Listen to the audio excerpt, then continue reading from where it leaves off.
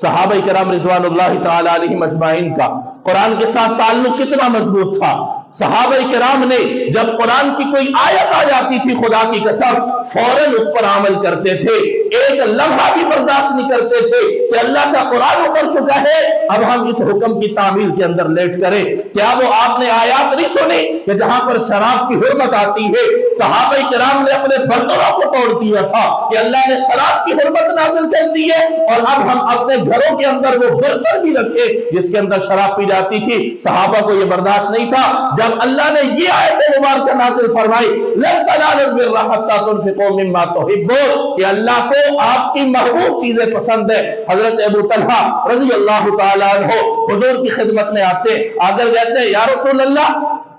میں نے اللہ کا قرآن سنا ہے، اللہ قرآن میں کہتا ہے لن تنالوا البر حتى تنفقوا مما تحبون کہ اللہ تمہاری نیکی کو